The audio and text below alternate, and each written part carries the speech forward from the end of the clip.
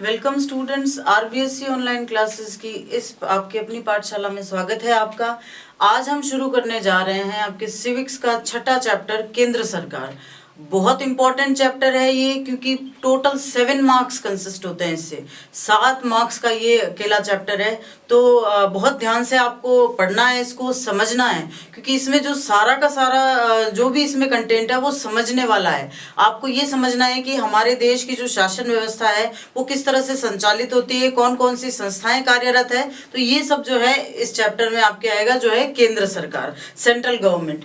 ठीक है, पहले इसमें एक चीज बताई गई है कि सरकार क्या होती है, what is a government actually. सरकार होती क्या है, तो गार्नर की जो परिभाषा दी हुई है, नाम आपको याद रखना है, गार्नर की परिभाषा दी हुई है। गार्नर कहते हैं कि एक ऐसी अमूर्त संस्था, एक ऐसी जो है संस्था होती है जो हमें उसका बिल्कुल पता नहीं होता कि उसकी शक्ल सूरत क्या है, लेकिन वो संस्था क्या करती है, वो कानून बनाती है, वो कानूनों को लागू करती है और उनके आधार पर न्याय करती है। यानी कि ये तीनों काम करने वाली जो संस्था होती है उनको, उसके मिले जुले रूप को जो है हम सरकार या गवर्नमेंट कहते हैं। ठीक है, अब गवर्नमेंट के अंग या पार्ट्स कितने होते हैं, 3 होते हैं। पहला लेजिस्लेचर या व्यवस्थापिका, दूसरा कार्यपालिका या एग्जीक्यूटिव, और तीसरा न्यायपालिका या जुडिशरी।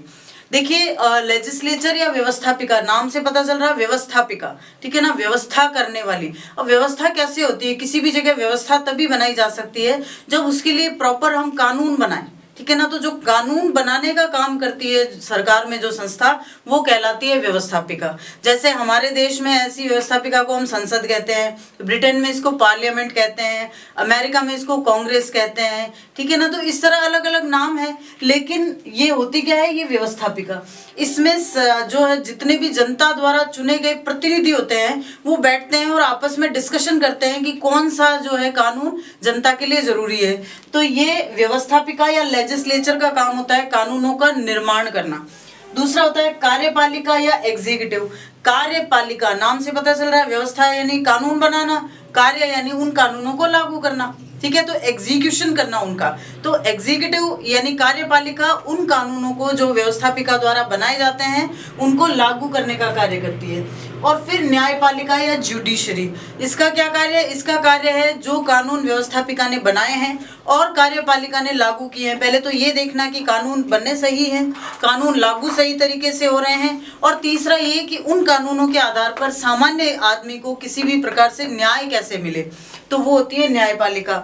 इन तीनों अंगों को सामूहिक रूप से हम कहते हैं सरकार या गवर्नमेंट। अब हम पढ़ेंगे केंद्रीय व्यवस्थापिका के बारे में। देखिए, हम ये जो चैप्टर है ये इसी का एनहेंस या इसी का विस्तार अगले चैप्टर में है, वहां हम राज्य सरकार पढ़ेंगे। तो ये चैप्टर अगर आप ध्यान से समझते हो तो एक तो पहला आपका 7 मार्क्स कंप्लीट होते हैं आपके, और दूसरा जो अगला चैप्टर हम पढ़ेंगे वो बिल्कुल इसकी रेप्लिका यानी कॉपी है। तो अगर ये चैप्टर आप अच्छे से समझ लेते हो तो अगला चैप्टर समझने में आपको कोई दिक्कत नहीं आएगी, क्योंकि वहां भी जो संस्थाएं हैं बिल्कुल ऐसी है, बस उनका नाम थोड़ा अलग है, ठीक है ना। तो ध्यान से समझिएगा, केंद्रीय व्यवस्थापिका जो हमारी है वो संसद है, जिसको हम पार्लियामेंट भी कहते हैं, संसद है। अब इसका अनुच्छेद 79 में या 79 में वर्णन किया गया है। बहुत इजी तरीका बताती हूँ याद करने का कि इजी यानी सरल, तो समझ लीजिए, सरल को याद कीजिए, ठीक है। स यानी संसद, र यानी राज्यसभा, ल यानी लोकसभा, ठीक है। और 79, 80, 81 ये अनुच्छेद है इनके। सरल यानी कि संसद, राज्यसभा, लोकसभा, और इसके अनुच्छेद भी 79, 80, 81, ठीक है। तो संसद का जो है निर्माण हमारे संविधान के अनुच्छेद 79 में वर्णन किया गया है। अब संसद होती क्या है, संसद 3 अंगों से मिलकर बनती है। देखो, कई बार क्वेश्चंस ऐसे ट्रिकी आते हैं कि आपको पता होते हुए भी आप ठीक से लिख नहीं पाते। जब बच्चों को पूछा जाता है कि भारतीय संसद के कितने अंग हैं, फट से बोलेंगे 2 अंग है, राज्यसभा, लोकसभा। ये गलत आंसर होता है। सही आंसर है भारतीय संसद के 3 अंग हैं, राष्ट्रपति यानी प्रेसिडेंट, लोकसभा और राज्यसभा। तो भारतीय संसद के 2 नहीं 3 अंग है। राष्ट्रपति जो होता है वो हमारी व्यवस्थापिका और कार्यपालिका दोनों का अभिन्न अंग होता है, याद रखना पड़ेगा आपको। राष्ट्रपति हमारी व्यवस्थापिका और कार्यपालिका दोनों का अभिन्न अंग होता है। तो अगर आपसे पूछा जाए कि व्यवस्थापिका के कितने अंग हैं या संसद के कितने अंग हैं, तो आपको ये बताना पड़ेगा कि 3 अंग हैं, राष्ट्रपति, लोकसभा और राज्यसभा। अब पढ़ते हैं लोकसभा के बारे में। तो आपको भी मैंने बताया ही था, सरल के अकॉर्डिंग देखें तो संसद का 79, र यानी राज्यसभा का 80 और ल यानी लोकसभा का 81। तो लोकसभा का वर्णन जो है वो हमारे संविधान के अनुच्छेद 81 यानी 81 में किया गया है। इसको प्रथम सदन, निम्न सदन या लोकप्रिय सदन भी कहते हैं, ये इसके उपनाम है, ठीक है ना। फर्स्ट हाउस, लोअर हाउस या पॉपुलर हाउस, ये तीनों लोकसभा के या हमारी जो एक अंग है संसद का उसके उपनाम है। इसकी सदस्य संख्या कितनी होती है कई बार पूछी जा सकती है, उसमें भी कई बार घुमा के क्वेश्चन पूछा जा सकता है। तो जो मूल संविधान में जो सदस्य संख्या निर्धारित की गई थी, नंबर ऑफ मेंबर्स, वो थे 500। संविधान में कहा गया था कि लोकसभा के 500 सदस्य होंगे, लेकिन ये ज्यादा से ज्यादा 552 हो सकते हैं, इससे ज्यादा नहीं हो सकते। अब वर्तमान में कितने हैं? वर्तमान में 545 सदस्य हैं लोकसभा के, और ये जो 545 हैं ये व्यवस्था 2026 तक लागू रहेगी।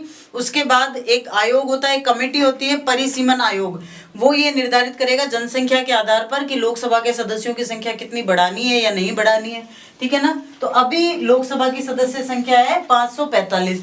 इसको याद करने का भी एक इजी तरीका है, लोकसभा और राज्यसभा, राज्यसभा की सदस्य संख्या है 245, ठीक है ना। तो 45 दोनों में ही है। राज्यसभा थोड़ा जिसको हम कह सकते हैं कि द्वितीय सदन है तो वहां 245, और लोकसभा प्रथम सदन है तो वहां 545। बस आपको ये संख्या याद रखनी है। मूल संविधान में कहा गया था कि 500 होंगे, अधिकतम 552 यानी कि इससे ज्यादा नहीं हो सकते, और वर्तमान में 545 है सदस्य संख्या, ठीक है। और ये व्यवस्था 2026 तक लागू रहेगी। उसके बाद जो कमेटी बनेगी परिसीमन आयोग, वो निर्धारित करेगा कि कितने सदस्य होंगे। अब इनका जो निर्वाचन होता है, जो इलेक्शन होता है, वो किस आधार पर होता है?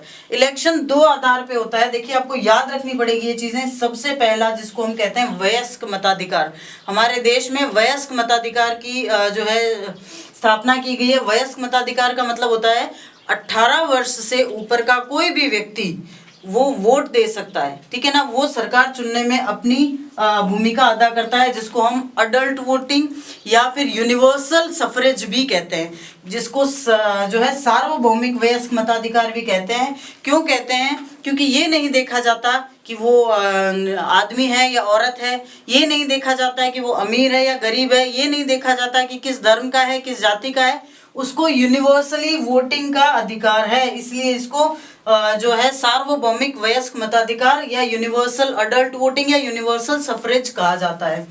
फिर है एकल सदस्यीय निर्वाचन क्षेत्र, यानी जो भी निर्वाचन क्षेत्र बनाए गए हैं वहां से सिर्फ एक ही सदस्य लोकसभा के लिए चुना जाएगा। Single member constituencies are decided to elect the members of Lok Sabha, ठीक है। तो ये लोकसभा के बारे में कुछ चीजें हैं, अभी ये कंप्लीट नहीं हुआ है, बहुत सी चीजें हमें जाननी है, लेकिन आपको ये ध्यान में रखना है कि किस अनुच्छेद में इनका वर्णन किया गया है। इसका मैंने आपको सूत्र बताया, सरल, स संसद, र राज्यसभा, ल लोकसभा, ठीक है। तो सरल के अकॉर्डिंग आप ले लो 79, 80 और 81। तो संसद का जो है अनुच्छेद 79 है और लोकसभा का 81 है। लोकसभा को प्रथम सदन, निम्न सदन या लोकप्रिय सदन भी कहते हैं। इसकी कुल सदस्य संख्या वर्तमान में है 545, और जो चुनाव होता है वो वयस्क मताधिकार द्वारा गुप्त मतदान प्रणाली से किया जाता है। अब देखते हैं कि लोकसभा का सदस्य होने के लिए किसी में क्या योग्यताएं होनी चाहिए। देखो ये अलग से क्वेश्चंस भी आ सकते हैं, और अगर आपसे क्वेश्चन ये पूछा जाए कि भारतीय संसद का गठन जो है वर्णन करो, भारतीय संसद के गठन का वर्णन करो, explain the organisation of Indian parliament, तब आपको क्या करना है? लोकसभा और राज्यसभा दोनों की जानकारी देनी है। और अगर सिर्फ ये आ जाए कि लोकसभा के गठन का वर्णन कीजिए, तो आपको शुरू से लेकर कि कितने सदस्य संख्या है, उसका कार्यकाल कितना होता है, वो सारी चीजें जो है इसमें वर्णन करना है। और हो सकता है कि छोटा क्वेश्चन अलग से निकाल के दिया जाए कि लोकसभा का सदस्य बनने के लिए क्या योग्यताएं होती है, या फिर लोकसभा के सत्र कौन कौन से होते हैं। तो आपको सारे पॉइंट्स जो है ना अच्छे से ध्यान में रख के पढ़ने हैं। और चूंकि ये चैप्टर बहुत ज्यादा मार्क्स भी कंसिस्ट करता है, तो वैसे ही आपको ध्यान में रखना है। और तीसरा, ये अगले चैप्टर के लिए आपका जो है फर्स्ट स्टेप बनेगा, यानी ये समझोगे तो अगला चैप्टर जल्दी समझ में आएगा। तो ये तीनों रीजन है कि आपको ये सारे पॉइंट्स अच्छे से लर्न करने हैं। तो सबसे पहले कि योग्यताएं क्या क्या होती है, किसी भी व्यक्ति में क्या योग्यताएं होनी चाहिए कि वो किसी भी सदस्य बन सके लोकसभा का, एक तो सबसे पहले वो भारत का नागरिक होना चाहिए, he should be a citizen of India, ठीक है, ये सबसे पहली योग्यता है। दूसरी, उसकी उम्र या तो 25 वर्ष या उससे ज्यादा हो। देखिए उम्र का है जो आपको इसका भी याद रखने का तरीका है कि लोकसभा के लिए 25 वर्ष, राज्यसभा के लिए 30 वर्ष और राष्ट्रपति और अन्य पदों के लिए 35 वर्ष। तो ये 5-5 साल का गैप है। तो लोकसभा के लिए 25 या उससे अधिक की उम्र होनी चाहिए। एज शुड बी 25 और अबव। किसी भी लाभ के पद पर ना हो, इसका मतलब ये होता है कि वो किसी सरकारी नौकरी को ज्वाइन नहीं किया हुआ होना चाहिए। जो भी लोकसभा के लिए चुनाव लड़ रहा है तो चुनाव के लिए नामांकन पत्र भरने से पहले उसको वो नौकरी छोड़ देनी है, या फिर किसी भी तरह का ऐसा मंत्री पद या ऐसा किसी राज्य की विधानसभा का कोई भी पद उसके पास नहीं होना चाहिए, वो उसको छोड़ना पड़ेगा अगर वो लोकसभा के चुनाव के लिए अपना नामांकन भर रहा है तो। और एक और योग्यता या इसको निर्योग्यता भी कहते हैं कि वो पागल या दिवालिया नहीं होना चाहिए। पागल तो आप समझते हैं कि जो मेंटली अनस्टेबल हो, वैसे नहीं होना चाहिए। दिवालिया कहते हैं कि जब कोई इंसान बहुत ज्यादा कर्ज ले लेता है और उसके बाद में उसको चुकाने की स्थिति में नहीं रहता तो बैंक की तरफ से उसे जो है बैंकरप्ट घोषित कर दिया जाता है, दिवालिया घोषित कर दिया जाता है कि इस इंसान की जो इकोनॉमिक स्थिति है वो बिल्कुल अनस्टेबल है। तो वो भी घोषणा उसके बारे में नहीं हुई होनी चाहिए, यानी कि वो दिवालिया यानी बैंकरप्ट भी घोषित नहीं होना चाहिए। तो ये है एलिजिबिलिटीज जो किसी भी इंसान में चाहिए होती है अगर उसे लोकसभा का सदस्य बनना हो तो। Should be the citizen of India, age should be above 25 और above, should not hold any post of benefit under government and should not be made or bankrupt। ये है एलिजिबिलिटीज। अब है कार्यकाल। कार्यकाल का मतलब होता है कि कितने टाइम तक लोकसभा चलती है। तो एक बार चुनाव हो जाने के बाद पहली बैठक से लेकर 5 वर्ष तक का समय होता है लोकसभा के कार्यकाल का। अब कई बार ऐसा होता है कि किन्हीं वजहों से लोकसभा पहले भी भंग की जा सकती है। अब ये भंग करने का तरीका क्या है कि प्रधानमंत्री की सलाह पर राष्ट्रपति ही भंग कर सकता है, यानी प्रधानमंत्री की सलाह होगी तभी भंग करेगा और भंग सिर्फ राष्ट्रपति कर सकता है। अब तक ऐसा हो चुका है कि 9 बार लोकसभा को समय पूर्व भंग किया जा चुका है। ये क्वेश्चन भी बनता है कि कितनी बार लोकसभा को समय पूर्व भंग किया जा चुका है, तो 9 बार ऐसा हुआ है कि 5 साल पूरे होने से पहले ही लोकसभा को भंग कर दिया गया। और एक बार ऐसा हुआ कि इसका कार्यकाल 1 साल के लिए बढ़ाया गया। जब देश में इमरजेंसी लगाई गई थी उस टाइम 1 साल के लिए लोकसभा का जो टेन्योर है उसको बढ़ाया गया। तो tenure is 5 years. It has already been dissolved for 9 times prematurely, okay, and extended for 1 time only when the emergency was filed. Okay इसके सेशन या सत्र की बात करें तो सत्र क्या होते हैं, जब लोकसभा की मीटिंग बुलाई जाती है, जब सारे सदस्य मिलकर बैठते हैं, कानून बनाना है, किसी चीज पर बहस करनी है, किसी बात के लिए सरकार से जवाब लेना है, विश्वास अविश्वास प्रस्ताव लाना है, ये सब काम लोकसभा की मीटिंग्स में किए जाते हैं। तो इन मीटिंग्स को सत्र या सेशन कहा जाता है।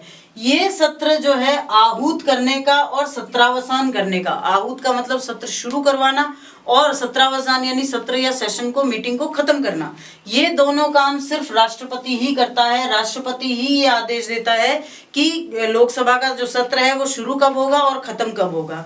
लेकिन यहाँ भी बात वही है कि वो ये सब प्रधानमंत्री या मंत्रिपरिषद की सलाह पर करता है। और इस संबंध में नियम ये है कि 6 माह से अधिक अंतर नहीं होना चाहिए। लोकसभा की 2 बैठकों में 6 माह से ज्यादा का अंतर नहीं होना चाहिए। और जो सामान्यतः लोकसभा की बैठकें होती है वो नॉर्मली 3 सत्र होते हैं, जिनको हम कहते हैं बजट सत्र, मानसून सत्र और शीतकालीन सत्र। Okay, the sessions are called and dismissed by president only on the advice of cabinet, and there is a rule that no difference should be there between 2 sessions for 6 months, and normally 3 sessions are held. First is budget session, second is monsoon session, and third is winter session. तो पदाधिकारी कौन कौन होते हैं, ये अनुच्छेद 93 में ये कहा गया है कि लोकसभा के सदस्य अपने में से ही एक अध्यक्ष और एक उपाध्यक्ष का चुनाव करेंगे। हमारा देश जो है वो बहुत अच्छी तरीके से सारी लोकतांत्रिक परंपराओं का निर्वहन करता है, और जब अध्यक्ष और उपाध्यक्ष का चुनाव किया जाता है तो एक बहुत ही अच्छी परंपरा निभाई जाती है कि जो बहुमत दल होता है उसमें से अध्यक्ष चुना जाता है और जो विपक्षी दल होता है उसमें से उपाध्यक्ष चुना जाता है। इससे क्या होता है, इससे लोकसभा में भी सबको अच्छी तरीके से प्रतिनिधित्व या रिप्रेजेंटेशन मिलता रहता है। अब अध्यक्ष के कार्य या शक्तियां क्या क्या होती है? एक तो वो अध्यक्षता करता है। अध्यक्षता करने का मतलब ये जो मीटिंग है उसमें शांति व्यवस्था ये सब बनाए रखना, कि सदस्यों को कब क्या क्वेश्चन पूछने हैं, कब क्या बहस की जानी है, कब किस विषय को उठाना है, ये सब अध्यक्ष डिसाइड करता है। फिर सदन की कार्यवाही क्या होगी, कार्यवाही में कार्यक्रम क्या रहेगा। कार्यक्रम रहेगा मतलब जैसे हमारे संसद के जो भी सेशन होते हैं, जो भी मीटिंग्स होती है, उनमें रोज के रोज अलग से शून्यकाल होता है, प्रश्नकाल होता है, ठीक है ना, इस तरह से अलग अलग डिवाइड किए हुए हैं। तो वो कार्यक्रम क्या रहेगा। और दूसरा, स्थगन करना हो, अगर स्थगन का मतलब होता है कि अगर कभी ऐसा हो कि लोकसभा की कार्यवाही चल रही है और सदस्य जो है वो शोर मचाने लग जाए या अनुशासनहीनता पर उतर जाए, तो अध्यक्ष चाहे तो थोड़ी देर के लिए, 2 घंटे के लिए, 2 दिन के लिए, इस तरह से लोकसभा की कार्यवाही को स्थगित कर सकता है। फिर कुछ समितियों का जो अध्यक्ष होता है वो पदेन सभापति होता है। पदेन शब्द जो है ना थोड़ा कंफ्यूजिव है। पदेन का मतलब क्या होता है? Ex officio. पदेन का मतलब होता है कि अगर आप एक पद पे हो तो दूसरे पद पर अपने आप चले जाते हो। जैसे अगर वो लोकसभा का अध्यक्ष है तो इन समितियों का जो है सभापति अपने आप बन जाएगा, उसको कहते हैं पदेन। प्रवर समितियों के सभापतियों को नियुक्त करने का काम भी लोकसभा का अध्यक्ष करता है। प्रवर समितियां होती है सेलेक्टिंग कमिटीज, जो चुनाव लोकसभा के अंदर जो चुनाव होते हैं ना उनको करवाने वाली कमिटीज या समितियां, उनके सभापतियों को नियुक्त करने का काम लोकसभा का अध्यक्ष करता है। कोई भी जो विधेयक लाया जाता है, विधेयक क्या होता है? जब कानून बनाने के लिए जो कच्चा माल दिया जाता है ना कि भाई ये कानून बनेगा, उसको विधेयक कहते हैं। तो कोई विधेयक धन विधेयक है या नहीं है, यानी कि वो वित्त से, वो पैसे से रिलेटेड है या नहीं है, इसका निर्धारण भी अध्यक्ष करता है। और संसद और राष्ट्रपति के बीच की कड़ी का काम करता है लोकसभा का अध्यक्ष। तो ये होते हैं लोकसभा के अध्यक्ष के पावर्स। देखिए ये क्वेश्चन अलग से बन सकता है कि लोकसभा के अध्यक्ष के क्या क्या शक्तियां हैं और क्या क्या कार्य हैं। तो पहला कार्य है वो अध्यक्षता करता है, शांति सुरक्षा शांति और अनुशासन बनाए रखता है, कार्यवाही निर्धारित करता है कि कब क्या होगा, कब क्या क्वेश्चन पूछा जाएगा, कब किस तरह से काम किया जाएगा, स्थगन कर सकता है यानी पोस्टपोन कर सकता है मीटिंग को। कुछ समितियों का वो पदेन सभापति होता है, यानी वही होता है सभापति, जो अध्यक्ष होगा वही होगा सभापति। और प्रवर समितियां जो होती है उनके सभापतियों की नियुक्ति अध्यक्ष करता है। धन विधेयक है या नहीं है इसका निर्धारण अध्यक्ष करता है। और राष्ट्रपति और संसद के बीच की कड़ी का काम अध्यक्ष करता है। ठीक है। So office bearers of the Lok Sabha are Speaker and Deputy Speaker. Speaker and Deputy Speakers are elected from the members itself. It is written in the Article 93 of our Constitution. And now the powers of the Speaker of Lok Sabha. First, to preside over and maintain discipline in the session which is running that time. And work or proceedings or postponement is done by the Speaker himself. Ex officio chairman, he is the ex officio chairman of some committees to appoint heads of selection committees, प्रवर समितियां, selection committees, ठीक है। He decides whether a bill is money bill or not. वही ये निर्धारित करेगा कि कोई जो विधेयक है वो धन विधेयक है या नहीं है। And link between president and parliament, ये भी काम जो है लोकसभा अध्यक्ष द्वारा किया जाता है। तो ये सारी तब आपको पॉइंट्स तब लिखने हैं जब आपको ये पूछा जाए कि लोकसभा के गठन का वर्णन कीजिए, और या फिर ये कहा जाए कि संसद के गठन का वर्णन कीजिए। तो संसद का जो संगठन आप बताएंगे उसमें लोकसभा और राज्यसभा दोनों आते हैं, ठीक है ना। तो ये संसद के बाद ये सारा जो संगठन है वो लोकसभा का है। अब जानते हैं राज्यसभा के बारे में। लोकसभा के बाद अब राज्यसभा की फिर से आपको मैं रिमाइंड करवाऊं कि अगर आपसे संसद का गठन पूछा जाए तो आपको लोकसभा और राज्यसभा दोनों ही लिखने हैं, लेकिन अगर सिर्फ लोकसभा के बारे में पूछा जाए या सिर्फ राज्यसभा के बारे में पूछा जाए तो उनका अलग अलग वर्णन करना है, अन्यथा आपको दोनों का ही वर्णन करना है अगर संसद का गठन कहा जाए तो। ठीक है, दोनों के ही बारे में बताना है कि उसमें उनमें कितने सदस्य होते हैं, क्या क्या बैठकें होती है, कौन पदाधिकारी होते हैं, क्या योग्यताएं होती है, वो सब बताना है। ठीक है ना, अगर संसद का गठन पूछा जाए तो संसद का दूसरा सदन है राज्यसभा।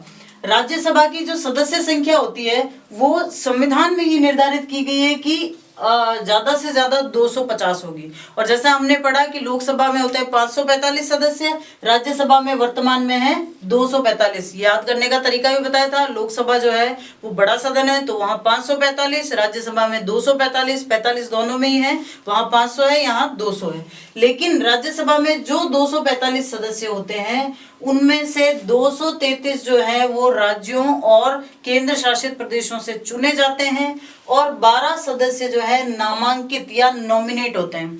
देखो ये चीज भी आपको याद रखनी इसलिए जरूरी है कि कई बार ये क्वेश्चन आता है कि कितने सदस्य जो है नॉमिनेट होते हैं या नामांकित होते हैं। नामांकित क्या होते हैं, देखिए राष्ट्रपति 12 ऐसे सदस्यों को नामांकित करता है जो अपने अपने क्षेत्रों में विशिष्ट योग्यताएं लिए हुए हों, जिनमें बहुत ही स्पेशल जो है एलिजिबिलिटीज हो, जैसे कि खेल के क्षेत्र में, जैसे कि सिनेमा के क्षेत्र से, कला के क्षेत्र से, है ना, ताकि उन क्षेत्रों को भी अच्छे से रिप्रेजेंटेशन मिल सके। हम देखते हैं कि जल्दी से कोई खिलाड़ी होता है तो खिलाड़ियों के लिए अलग से तो सदस्य आएगा नहीं चुन के, भाई उनके चुनाव तो पूरे देश में अलग से होते नहीं है। ऐसा तो है नहीं कि एक सदस्य जो है चुनेंगे, सिर्फ खिलाड़ी अपने में से चुनेंगे।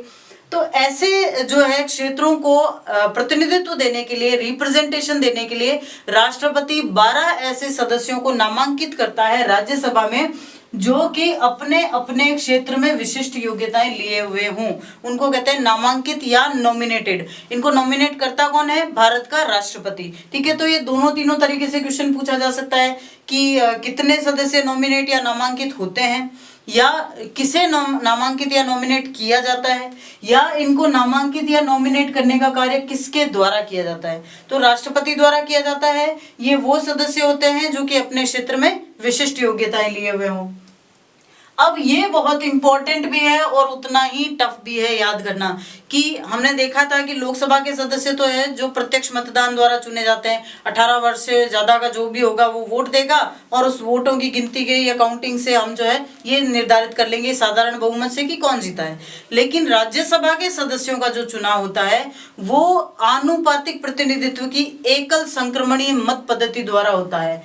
ये नाम आपको पूरा का पूरा याद करना पड़ेगा, आनुपातिक प्रतिनिधित्व की एकल संक्रमणीय मत पद्धति, single transitional vote system of proportional representation. ठीक है ना, single transitional vote system of proportional representation. अब होता क्या है इसमें, आनुपातिक प्रतिनिधित्व यानी हर राज्य को उसके अनुपात से प्रतिनिधित्व मिलता है, रिप्रेजेंटेशन मिलता है, तो वो तो हो गया आनुपातिक प्रतिनिधित्व। एकल संक्रमणीय मत पद्धति क्या होता है, देखो संक्रमण का मतलब आगे से आगे फैलना या आगे से आगे हस्तांतरित कर देना। ठीक है, तो एकल संक्रमणीय का मतलब एक एक वोट इंपॉर्टेंट होता है, उसको आगे से आगे ट्रांसफर किया जाता है। अभी ट्रांसफर क्या होता है, मिनिमम क्या कोटा क्या होता है, ये हम राष्ट्रपति जब अभी आगे पढ़ेंगे ना तो राष्ट्रपति के टाइम पढ़ेंगे। ठीक है, तो आपको ये नाम अच्छे से याद करना है कि आनुपातिक प्रतिनिधित्व की एकल संक्रमणीय मत पद्धति, single transitional vote system of proportional representation, ये क्या है, ये राज्यसभा के सदस्यों के निर्वाचन की विधि है। ठीक है, इसी विधि से द्वारा उनका चुनाव किया जाता है। होते कौन है या इनको चुनने वाले कौन होते हैं, राज्यसभा के सदस्य हम और आप जो 18 साल के हो जाते हैं वो नहीं चुनते हैं। राज्यसभा के सदस्य चुने जाते हैं जो राज्यों और संघीय क्षेत्रों में जो भी चुने हुए विधानसभा सदस्य हैं वो मिलकर राज्यसभा के जो सदस्य हैं उनका चुनाव करते हैं by the elected members of the legislative assemblies of states and union territories.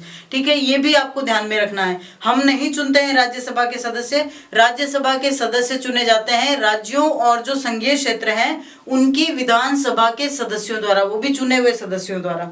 ठीक है, तो ये दो चीजें अच्छे से समझ के याद करनी है क्योंकि एक अच्छा सा बहुत बढ़िया क्वेश्चन बनता है इनमें से कि राज्यसभा के सदस्यों की निर्वाचन पद्धति क्या है या फिर राज्यसभा के सदस्यों का चुनाव कौन करता है या निर्वाचक मंडल किसे कहते हैं। देखिए क्वेश्चन पूछा जाता है तो हाइपोथेटिकली कभी भी घुमा के पूछा जा सकता है ना।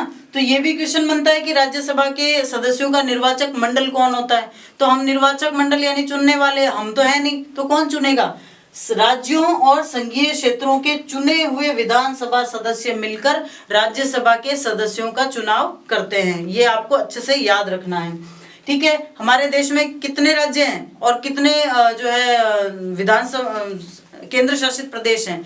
अभी जो नई सिचुएशन बनी है उसके अनुसार हमारे देश में 28 राज्य हैं और 8 केंद्र शासित प्रदेश हैं। पहले 29 राज्य थे, लेकिन अब जम्मू कश्मीर और लद्दाख को जो है राज्य का दर्जा नहीं देकर केंद्र शासित प्रदेश बना दिया गया है।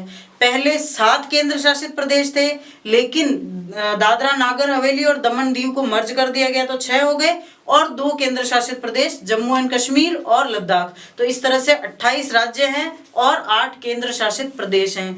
वहां के जो चुने हुए विधानसभा सदस्य होते हैं वो मिलकर राज्यसभा के सदस्यों का चुनाव करते हैं।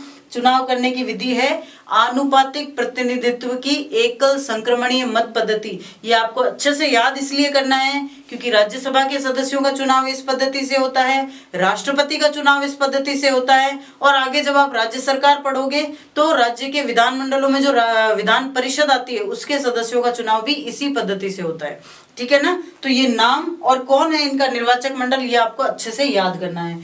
योग्यताएं वही है जो कि लोकसभा सदस्य की थी, भारत का नागरिक होना चाहिए, should be the citizen of India, लेकिन उम्र लोकसभा के सदस्य होने के लिए उम्र है 25 या उससे अधिक, लेकिन राज्यसभा के लिए सदस्य होने के लिए उम्र है 30 साल या उससे अधिक। किसी भी लाभ के पद पर ना हो, कोई भी गवर्नमेंट जॉब या इस तरह का कोई भी पद उसके पास ना हो, पागल भी ना हो और दिवालिया यानी बैंकरप्ट भी ना हो। अब एक और ट्रिकी क्वेश्चन बनता है कि सदस्यों का कार्यकाल कितना होता है। देखिए, अगर 1 नंबर का क्वेश्चन ये आए आपके कि राज्यसभा का कार्यकाल कितना होता है, तो बच्चे क्या करते हैं, सीधे सीधे लिख के आते हैं 6 साल। ये गलत है इसका आंसर। राज्यसभा का कार्यकाल नहीं होता। राज्यसभा जो है वो एक स्थायी सदन है, कभी भी भंग नहीं होता। लोकसभा भंग की जा सकती है टाइम से पहले, लोकसभा को का जो है टाइम वो बढ़ाया भी जा सकता है, लेकिन राज्यसभा भंग नहीं होती। क्यों? क्योंकि राज्यसभा एक स्थायी सदन है।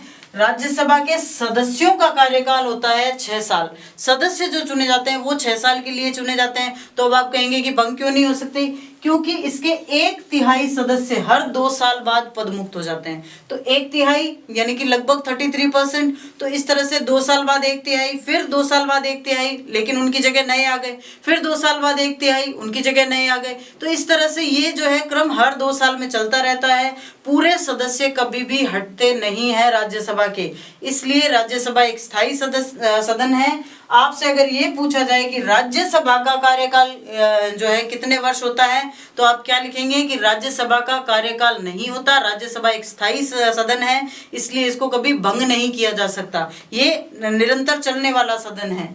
राज्यसभा के सदस्यों का कार्यकाल जो है वो 6 साल होता है, और हर 2 साल बाद 1/3 सदस्य पदमुक्त हो जाते हैं और उनकी जगह नए आ जाते हैं, ठीक है। फिर पदाधिकारी कौन कौन होते हैं, एक तो सभापति यानी चेयरमैन, और दूसरा उपसभापति यानी वाइस चेयरमैन।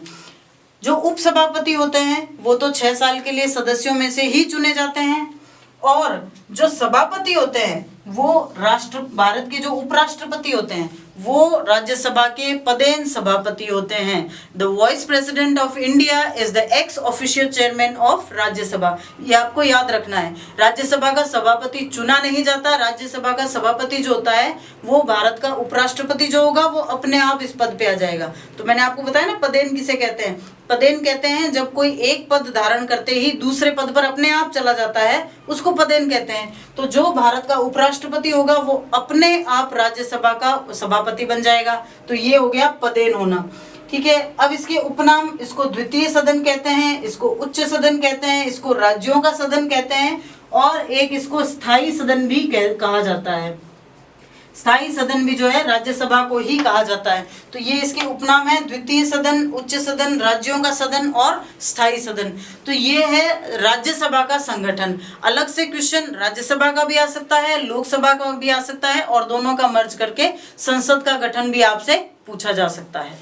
हाँ, तो बच्चों अब पढ़ते हैं एक ऐसा टॉपिक जो आपकी बुक में बहुत ही एक्सटेंडेड तरीके से दिया हुआ है, बहुत ही लंबे चौड़े वर्णन के रूप में दिया हुआ है, और मतलब आपको तब तक समझ में नहीं आएगा जब तक कि आप उनको तुलनात्मक रूप से कंपैरिजन करके नहीं पढ़ोगे। तो बहुत ही इजी तरीके से मैंने आपके लिए एक चार्ट बना दिया है जो आपको आराम से कंपैरिजन से पढ़ा देगा उसको। देखिए होता क्या है कि संसद क्या है, संसद राष्ट्रपति, लोकसभा और राज्यसभा से मिलकर बनी है। राष्ट्रपति के बारे में अब हम पूरा बाद में पढ़ेंगे, हम अभी पढ़ रहे हैं लोकसभा और राज्यसभा। तो संसद के जो अधिकार हैं वो लोकसभा और राज्यसभा के अधिकार हैं। हमें सिर्फ ये देखना है कि इसमें से कितना हिस्सा लोकसभा का ज्यादा है, कितना कम है, कौन सी चीज है जो राज्यसभा को अलग से मिली हुई है, ठीक है ना। बस इसका कंपैरिजन अगर आप याद रख लोगे ना तो आपके लिए ये सारा याद रखना बहुत ईजी हो जाएगा।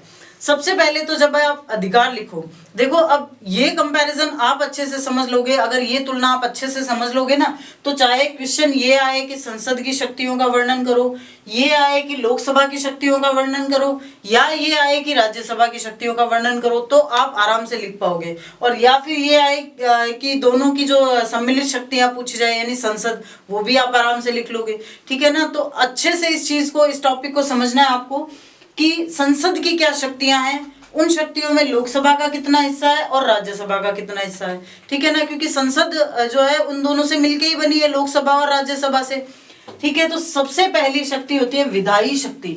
विधायी यानी लेजिस्लेटिव पावर। देखो व्यवस्थापिका जो भी काम करेगी वो विधायी यानी कानूनों से संबंधित काम करेगी। तो विधायी का मतलब ही होता है कानूनों से संबंधित। विधायी शब्द जो है वो किससे बना है, वो विधान से बना है। विधान यानी कानून, तो कानूनों से संबंधित जो भी काम है उनको कहते हैं विधायी शक्तियां या विधायी कार्य। देख और एक बात, कार्य और शक्तियां एक ही होती है। कार्य करेंगे तो यानी जिम्मेदारी मिलेगी, जिम्मेदारी मिलेगी तो अधिकार मिलेंगे, तभी तो जिम्मेदारी पूरी कर पाएंगे। तो ये कार्य और अधिकार दोनों एक ही पॉइंट में आएंगे। आपसे ये भी हो सकता है कि अलग से ये पूछ लिए जाएंगे अधिकार क्या क्या है, तो आप फिर कंफ्यूज हो जाएंगे। कार्य और अधिकार एक ही बात है, ठीक है। तो विधायी शक्ति यानी कानूनों से संबंधित शक्तियां।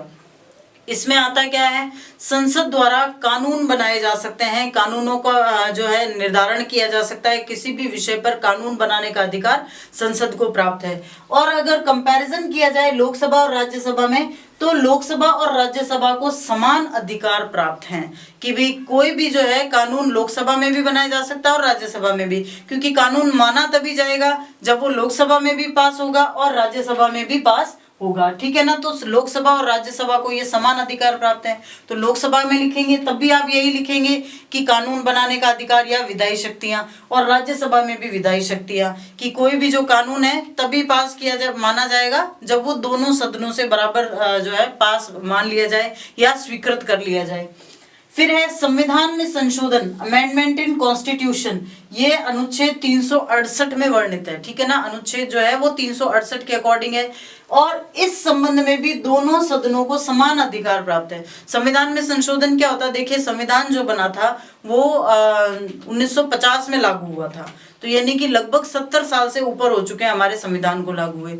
इन 70 सालों में बहुत सारे बदलाव देश में आए हैं, परिस्थितियों में आए हैं, राजनीति में आए हैं, हमारी टेक्निक्स में आए हैं। तो बहुत सी ऐसी चीजें जो बदली है, तो संविधान में भी बदलाव जो है वो नेचुरली है। अब बदलाव कैसे किया जाए इस संबंध में भी हमारे संविधान में ही लिखा गया है कि कल को अगर जरूरत पड़े और कुछ नीतियां बदलनी हो, कुछ कानून बदलने हो, कुछ नए कानून जोड़ने हो, कुछ पुराने कानून हटाने हो, उनको कहते हैं संशोधन या बदलाव।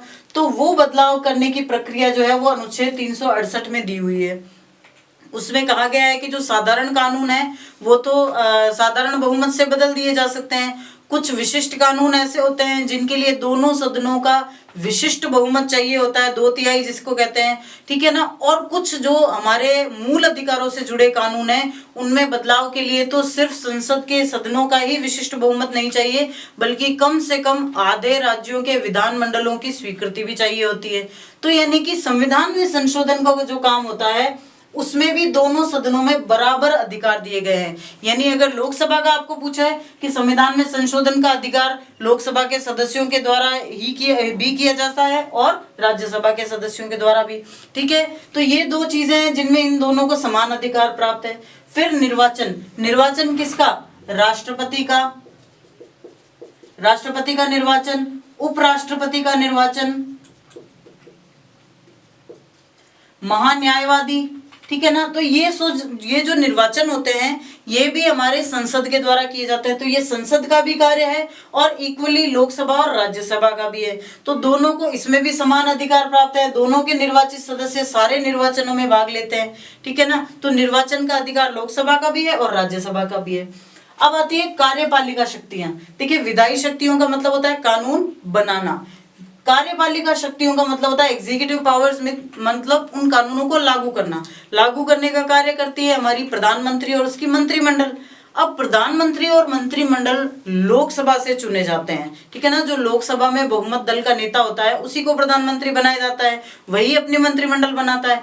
तो यानी इस लिहाज से अगर हम देखें तो लोकसभा का जो है अधिकार ज्यादा है। तो अगर आप लोकसभा के जो है अधिकार या कार्य लिख रहे हो तो ये लिखेंगे कि कार्यपालिका पर लोकसभा का पूर्ण नियंत्रण रहता है। क्यों रहता है? क्योंकि जो प्रधानमंत्री और उसके मंत्रिमंडल होते हैं वो लोकसभा के प्रति उत्तरदायी होते हैं। और वही अगर राज्यसभा के लिए लिखेंगे तो कार्यपालिका पर नियंत्रण राज्यसभा का उतना नहीं होता जितना कि लोकसभा का होता है। क्यों? क्योंकि इसके सदस्य या तो बहस में भाग ले सकते हैं या प्रश्न पूछ सकते हैं, ये अधिकार उनको दिया गया है। लेकिन कार्यपालिका पर नियंत्रण का अधिकार उनको नहीं दिया गया है। प्रधानमंत्री को हटाने, उसके खिलाफ अविश्वास प्रस्ताव लाने का काम राज्यसभा के सदस्य नहीं कर सकते, लोकसभा के सदस्य कर सकते हैं। तो यानी विधायी, संविधान में संशोधन और निर्वाचन में तो इन दोनों को समान अधिकार प्राप्त है, लोकसभा को और राज्यसभा को। लेकिन जहां कार्यपालिका शक्तियों की बात आती है वहां लोकसभा को अधिक अधिकार प्राप्त है। क्यों? क्योंकि जो प्रधानमंत्री और उसका मंत्रिमंडल होता है वो लोकसभा के प्रति उत्तरदायी होता है, उसी में से चुना जाता है, राज्यसभा के प्रति उत्तरदायी नहीं होता। राज्यसभा के सदस्य या तो बहस कर सकते हैं या प्रश्न पूछ सकते हैं, जिसका जवाब मंत्रियों को या प्रधानमंत्री को उसके मंत्रिमंडल के सदस्यों को देना जरूरी होता है, ठीक है। फिर आती है वित्तीय शक्तियां, फाइनेंशियल पावर। इसमें भी देखा जाए तो लोकसभा को पूर्ण अधिकार प्राप्त है। क्यों? क्योंकि एक तो कोई भी वित्तीय बिल, कोई भी जो मनी बिल होगा, कोई भी जो धन विधेयक होगा वो पहले लोकसभा में ही पेश किया जाएगा, कभी राज्यसभा में पेश नहीं किया जा सकता। तो जो भी धन विधेयक होगा वो लोकसभा में पेश किया जाएगा और लोकसभा से पारित होने के बाद राज्यसभा को भेजा जाता है।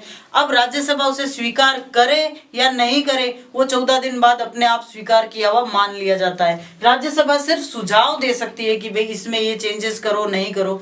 तो अगर आप राज्यसभा के अधिकार लिखो तो धन संबंधी अधिकार या वित्तीय अधिकारों में क्या लिखेंगे कि राज्यसभा को केवल वित्तीय विधेयकों पर सुझाव देने का अधिकार है, उन्हें प्रस्तुत करने या उनको पास करने का अधिकार नहीं है। ये अधिकार किसके पास है? सिर्फ लोकसभा के पास है। फिर आता है महाभियोग। महाभियोग क्या होता है? अभियोग का मतलब होता है किसी पर आरोप लगाना। अब महाभियोग, सबसे बड़ा आरोप क्या होता है? जो देश के सबसे बड़े नागरिक पर या जो देश के प्रथम नागरिक पर या फिर सबसे बड़े पद वाले इंसान पर लगाया जाए, यानी कि हमारे राष्ट्रपति, उपराष्ट्रपति या संसद के जो भी पदाधिकारी होते हैं उनको हटाने की जो प्रक्रिया है उसको महाभियोग या इम्पैचमेंट कहते हैं। ये जो महाभियोग होता है ना, इसकी प्रक्रिया जो है संसद का एक महत्वपूर्ण अधिकार है या कार्य है और इस प्रक्रिया में भी दोनों सदनों को समान अधिकार प्राप्त है। यानी महाभियोग की प्रक्रिया में दोनों सदन के जो सदस्य होते हैं वो समान रूप से भाग ले सकते हैं। तो यानी कि जिस तरह से विधायी शक्तियां या संविधान में संशोधन, निर्वाचन, इनमें समान अधिकार प्राप्त है, लोकसभा और राज्यसभा दोनों के ही सदस्य महाभियोग की प्रक्रिया में भी समान रूप से भाग ले सकते हैं। फिर आपातकाल की घोषणा। वैसे तो आपातकाल की घोषणा जो है राष्ट्रपति द्वारा की जाती है और ये राष्ट्रपति के अधिकारों में से एक है, लेकिन राष्ट्रपति के द्वारा घोषणा करने के बाद संसद से इसकी स्वीकृति या अनुमोदन करवाना आवश्यक होता है और ये अनुमोदन करने में भी दोनों सदनों को समान अधिकार प्राप्त है। तो यानी कहने का मतलब ये है कि आपको ये टेबल लर्न करनी है। टेबल लर्न करने से क्या होगा कि जब अगर आपसे लोकसभा की शक्तियां या कार्य पूछे जाते हैं तो आप यही सभी कार्य लिखेंगे, लेकिन ये दो कार्य ऐसे हैं जिनमें आप ये लिख सकते हैं कि कार्यपालिका शक्तियों में लोकसभा को पूर्ण नियंत्रण है या फिर वित्तीय शक्तियों में भी लोकसभा को पूर्ण नियंत्रण है। या फिर जब राज्यसभा की लिखेंगे तो इन दो कार्यों के समय आप क्या लिखेंगे कि जब कार्यपालिका की बात आती है तो राज्यसभा को सिर्फ प्रश्न पूछने और बहस करने का अधिकार है, जबकि वित्तीय शक्तियों में राज्यसभा को कोई विशेष शक्तियां दी नहीं गई है, वो सिर्फ संशोधन के सुझाव दे सकती है। तो ये है वो शक्तियां जो हमारी भारतीय संसद को प्राप्त है। संसद को है, इसका मतलब राज्यसभा और लोकसभा दोनों को प्राप्त है। थोड़ा बहुत फर्क हो सकता है कि एक सदन को ज्यादा शक्तियां हैं, एक सदन को कम शक्तियां प्राप्त है। तो जब हम कार्य और शक्तियां पढ़ रहे हैं तो राज्यसभा को दो शक्तियां हैं जो विशिष्ट रूप से प्राप्त है, लोकसभा को नहीं है। जब हमने कार्य शक्तियां पढ़ी थी तो हमने देखा था कि जो कार्यपालिका शक्ति है या वित्तीय शक्ति है वो राज्यसभा को उतनी प्राप्त नहीं है जितनी लोकसभा को प्राप्त है। लेकिन दो ऐसी विशिष्ट शक्तियां हैं जो राज्यसभा को प्राप्त है, लोकसभा को प्राप्त नहीं है। तो जब आप राज्यसभा के कार्य और शक्तियां लिखेंगे तो उन दो का अंत में या विशिष्ट शक्तियों के रूप में वर्णन जरूर करेंगे।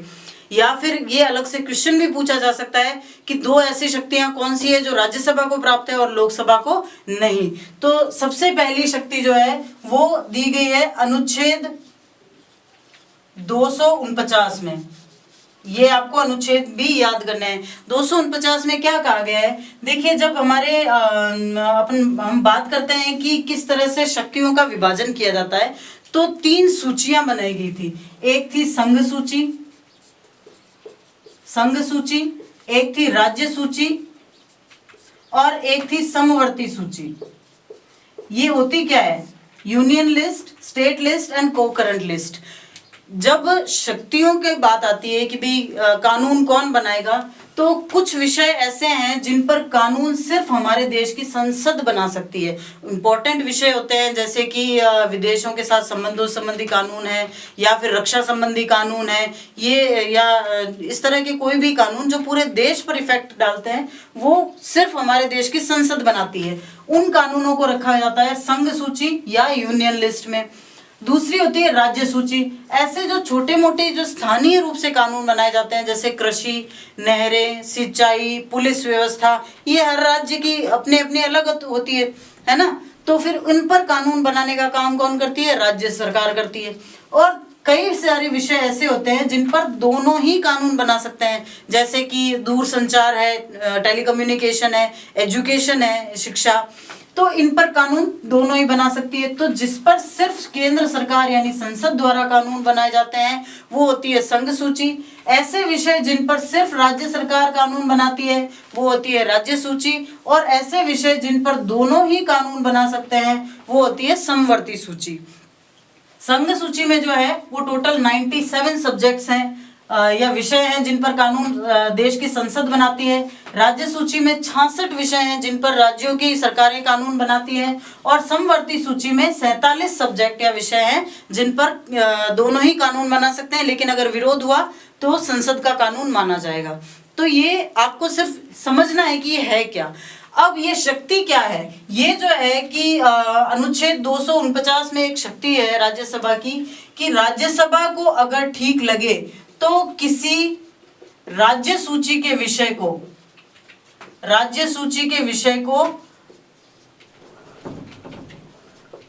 राज्यसभा द्वारा समवर्ती सूची में डाला जा सकता है। समवर्ती सूची में डाला जा सकता है। अब ऐसा क्यों, कई बार क्या होता है जैसे जैसे टाइम चेंज होता है हमें लगता है कि ये विषय जो है वो पूरे देश के लिए जरूरी है, तो राज्यसभा क्या कर सकती है, इस सूची में से कोई कानून निकालकर इस सूची में डाल सकती है। यानी कि अब इस पर कानून सिर्फ राज्य नहीं बनाएगा बल्कि केंद्र भी बना सकता है। तो ये एक राज्यसभा का विशेष अधिकार है कि किसी भी राज्य सूची के विषय को समवर्ती सूची में शामिल करने का जो अधिकार है वो सिर्फ राज्यसभा को प्राप्त है। ठीक है, ये पहला अधिकार। और ये अनुच्छेद कौन सा है, अनुच्छेद 249। अगला है अनुच्छेद 312। अनुच्छेद 312 ये याद रखना है आपको, अनुच्छेद भी 249 और 312। 312 में ये कहा गया है कि राज्यसभा द्वारा यदि ऐसी जरूरत महसूस की जाए, जरूरत होने पर अगर राज्यसभा को ऐसा लगे कि देश में इस समय बहुत ज्यादा जरूरत है तो नई लोक सेवा शुरू की जा सकती है, लोक सेवा की शुरुआत की जा सकती है। अब लोक सेवा क्या होती है? देखिए, जिस तरह से राज्य हर एक जिलों में कलेक्टर होते हैं, है ना, जिलाधिकारी, जो कि जिनको हम आईएएस ऑफिसर के नाम से जानते हैं। हर जिलों में एसपी होते हैं या उनसे भी बड़े ऑफिसर होते हैं पुलिस में, जिनको हम आईपीएस जानते हैं, ठीक है ना, इंडियन एडमिनिस्ट्रेटिव सर्विस या इंडियन पुलिस सर्विस। तो ये होती है लोक सेवाएं, मतलब कि ऐसे बड़े अधिकारी जो केंद्र की तरफ से किसी विशेष जगह का शासन संभाले या वहां के कामकाज की जो है देखरेख करें। तो ऐसे अगर कोई नई सेवा की शुरुआत करनी हो तो वो भी सेवा की शुरुआत राज्यसभा द्वारा ही की जा सकती है। तो ये ऐसी विशिष्ट शक्तियां हैं जो सिर्फ राज्यसभा को प्राप्त है, लोकसभा को प्राप्त नहीं है। पहली अनुच्छेद 249 की किसी भी राज्य सूची के विषय को समवर्ती सूची में डालने का काम राज्यसभा द्वारा किया जा सकता है अगर जरूरत महसूस हो तो। और अनुच्छेद 312 के अनुसार अगर जरूरत हो तो नई लोक सेवा की शुरुआत भी राज्यसभा द्वारा की जा सकती है। तो इस वीडियो में इतना ही। अभी ये चैप्टर जो है बाकी है, जिसमें हम आगे कार्यपालिका भी पढ़ेंगे। ये हमने पढ़ा है लेजिस्लेटिव या व्यवस्थापिका, अब हमारी होगी कार्यपालिका या एग्जीक्यूटिव, ठीक है। तो ये जो अनुच्छेद बताए गए हैं या ये जो भी चीजें आपको टेबल के माध्यम से या फिर किसी भी और तरीके से मैंने आपको बताई है पॉइंट्स वाइज, इनको अच्छे से लर्न करना है। फिर से आपको रिमाइंड करवा दूं कि ये चैप्टर आपके राज्य सरकार वाले चैप्टर का पूर्वगामी है। अगर ये चैप्टर आप अच्छे से समझ लोगे तो आगे राज्य सरकार वाला चैप्टर आपको चुटकियों में समझ में आ जाएगा, ठीक है। तो अच्छे से लर्न करिए, अच्छे से पढ़िए and expect for the highest marks you can get. Thank you.